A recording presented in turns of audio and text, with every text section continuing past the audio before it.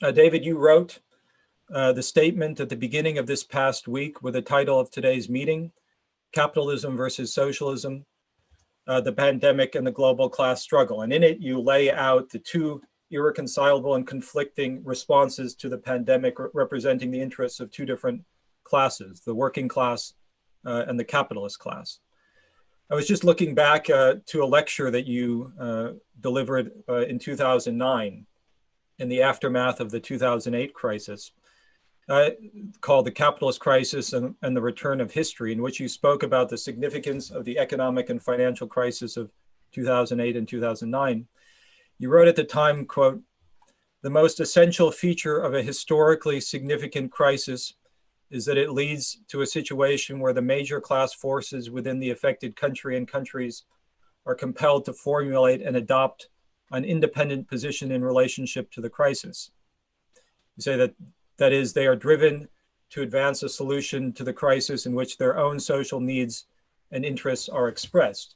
Could you comment on the perspective in relationship to what you were writing then? And did you have in mind, actually, as you were writing this perspective, the concepts that you were developing in the aftermath of 2008 and 2009? Is this what is happening, the development now of the independent class responses to this crisis? Yes, I can't say that when I wrote the perspective last week that I had the lecture of 2009 in mind. Thank you. It's always nice to see that something one wrote years ago retains relevance and proves to be accurate. I mean, throughout the year, since the pandemic began, or very short, once it became clear we were dealing with a pandemic, the World Socialist website, the International Committee, began to develop the concept that the pandemic was a trigger event. It was a critical turning point in world history, that it was not just, so to speak, a disease. It was an event which would accelerate and intensify all the vast contradictions that existed within global capitalist society. If I may just back up a bit, because I hope I can come back to this somewhat later, when we speak about the present situation, bear in mind it's 30 years since the dissolution of the Soviet Union, a period that we were told in 1991 marked the end of history and the triumph of liberal capitalist democracy. Who believes that today? But the concept of a trigger event, I think, has held up very well, because what we are seeing, as in World War I, an event which essentially determined the whole course of the 20th century, was that it brought into focus long developing contradictions in society, which finally produced, in the most explicit terms, a political differentiation across class lines. The party of war, imperialism, the bourgeoisie, was determined to perpetuate and continue that war until they achieved their war aims, which were, of course, bound up with the profit interests of the national bourgeoisie, their global strategic interests. The working class, after a period initially of shock, stunned disbelief, the years, people, when the war began, thought that it would be over by Christmas. Then it persisted into 1915, into 1916, catastrophic casualties, death on a scale that had never been witnessed, battles in which thousands died in a single day. And it went on and on and on. Working in relative isolation, the revolutionary internationalists, who were a very, very small minority within the socialist movement itself, foresaw that within this catastrophe, there would emerge the response of the working class and the tasks of which Lenin took upon himself in particular in declaring war on war. He foresaw that inevitably the war would transform itself into, or would produce its opposite, that the movement for peace would take the form of a revolutionary struggle of the working class against imperialism. In 1917, in January, Lenin spoke of the death-like stillness in Europe, but he said Europe is pregnant with revolution. And how correct he was. What we are now seeing is the pandemic is clearly producing the same sort of social differentiation. There are two basic responses to the pandemic, just as there were two basic responses to World War I. One response says, money above all else. It's unfortunate that so many people are dying, but there is no alternative. Or as Bloomberg said to the teachers of New York, suck it up. Just this weekend, the Wall Street Journal carries an article, and if I could just briefly quote a sentence, in which they're now adopting the view is, let's face it, they say, there will be, this pandemic is going to continue.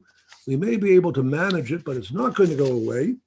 And they quote one authority as saying, going through the 5 phases of grief, we need to come to the acceptance phase that our lives are not going to be the same, said Thomas Frieden, former director of the US Center for Disease Control and Prevention.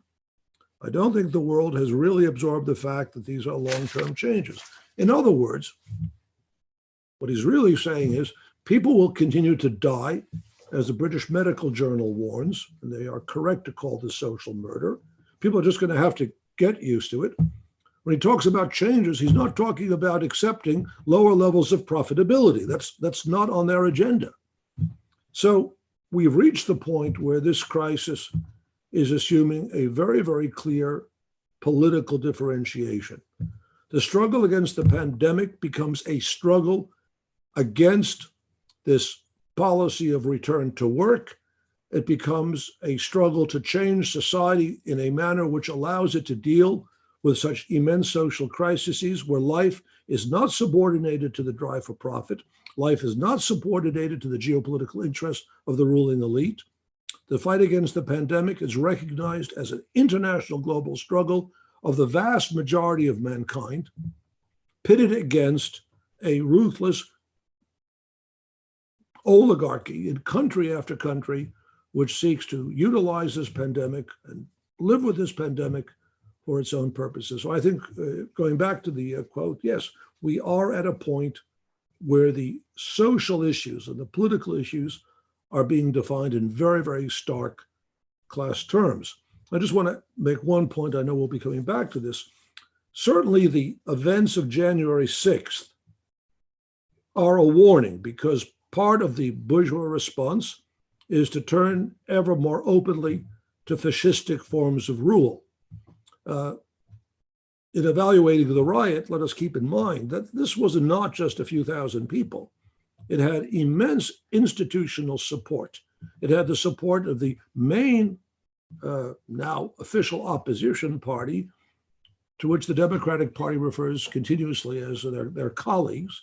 It had institutional support within the Senate and the House. It had institutional support in the White House itself. Anyone who wants to claim that this is not a staggeringly critical event, there's no previous precedent for such an event. But that is the ruling class response. What is emerging is the working class response. And that's not just a national response, it is an international response. And I think when we look at the situation, the World Socialist website, the International Committee, sees a situation, a world pregnant with revolution. The masses all over the world are coming to grips with this reality, that if the fight against the pandemic is a fight against capitalism. And to come to grips with this pandemic and all the other social problems which confront mankind requires a fundamental transformation of the whole world economic system. Science today means economic planning, global organization, and that can only be achieved through social revolution. Thanks, David. Just to actually perhaps develop the discussion on the events of January 6th. I mean, you might say, I mean, a massive crime has been carried out over the past year, as British Medical Journal puts it, citing Engels' social murder.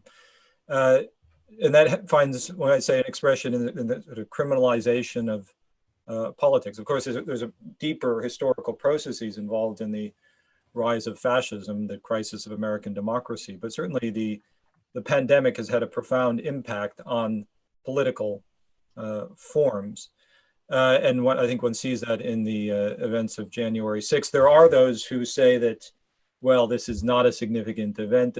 Those on the, supposedly on the left, this is not a significant event. There's not really any danger of fascism or of authoritarianism. The institutions of democracy are strong. How would you respond to that? And you did say that there's no historical precedent to these events, but are there historical events that have a relevance in understanding what really happened on January 6th and what the implications are for the politics in the United States and international? Yes, well, Carmen Marty, I'm sure, is going to be dealing with this in greater detail.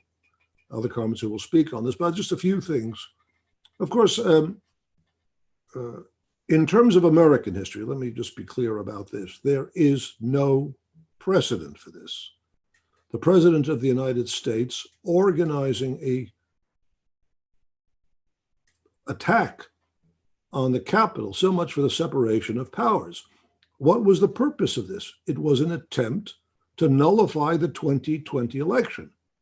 Now, those who say this is this is insignificant, I mean, what characterizes, to be blunt, the petty bourgeois pseudo-left in America is staggering indifference, complacency, and if I can be as frank as possible, stupidity. There's no reference to historical experience. I think more than anything else, they want to reassure themselves that there's no need to change their frankly complacent middle-class politics of identity, self-absorption. And one person once said to me, well, the term, whenever he hears identity politics, he's reminded of someone who says, let's talk about something really interesting, myself. That's how they feel. They like talking about themselves, their problems, and of course, it's the outlook of the petty bourgeoisie. Of course, this is a massive experience. Serious historians know this. But if one looks at, in terms of a direct parallel to the events of January 6th, what immediately comes to mind, if one's a Trotskyist and one has studied the experiences of the 1930s, is not so much Germany and Hitler's accession to power in January 1933, which was a quite different development, though it must be kept in mind he was invited into power. He didn't shoot his way into power. He was invited through a conspiracy at the highest level of the German state, as was Mussolini earlier. But the event which is most similar are those that took place in France on the 6th of February, 1934, when a mob of fascists consisting of veterans, members of the Croix de Feu, other fascistic organizations, attempted to storm the Chamber of Deputies. It led to pretty serious street fighting. I think about 11 people were shot and killed by the police. The fascists did not succeed in getting into the Chamber of Deputies. They met more resistance from the French authorities than Trump's gang met when they stormed the Capitol. Nevertheless, one day later, Daladier, who was the president of France, simply resigned. He did not, and Trotsky at the time characterized it as an exposure of the bankruptcy and perfidy of bourgeois democracy. And it was a sharp warning to the working class. Up at that time, many said, well, France is different than Germany. We can't have fascism in France. France has this long democratic tradition. February 6th, 1934 proved otherwise.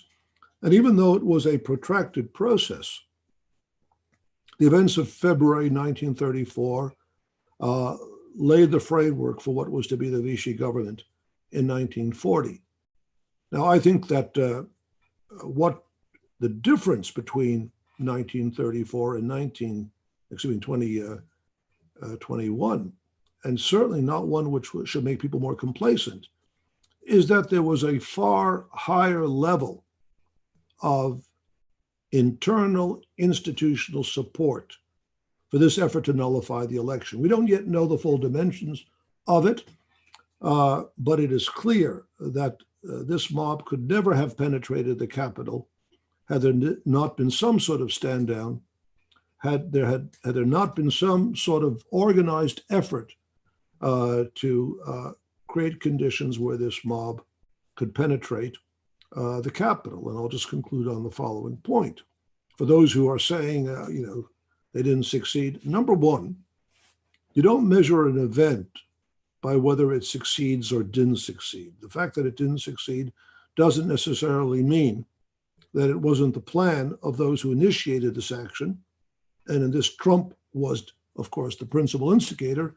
It doesn't mean that it wasn't a serious attempt to overthrow the election and essentially seize power.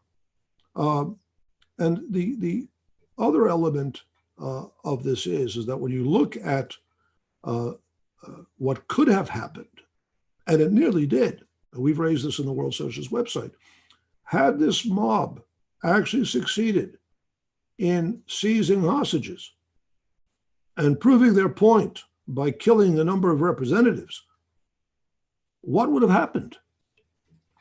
How would have this crisis played out? Does anyone have great confidence that the Democratic Party, that party of cowards and Wall Street tied to the intelligence agencies, that they would have relentlessly upheld the principles of democracy? One can easily foresee a situation where there would have been protracted negotiations, some sort of rotten deal in the name of bipartisanship, in the name of sparing human life would have been worked out, where you could have had a decision to return the counting of ballots or back to the legislature, or the determination of the Electoral College vote to state legislator where the votes were being contested, in which Trump winds up winning the election. Now, that didn't happen, but that was clearly more or less what the intention was. So it was very, very serious. And I think that it must be the starting point of an evaluation of the political situation. If you recognize the seriousness of the political situation, and therefore the fragility of democracy in the United States, what is the strategy that must guide the defense of democratic rights, the fight against fascistic elements? On what social force must that fight be based? And here, as we've made very, very clear, the social force which has a real interest in defending democratic rights is the working class.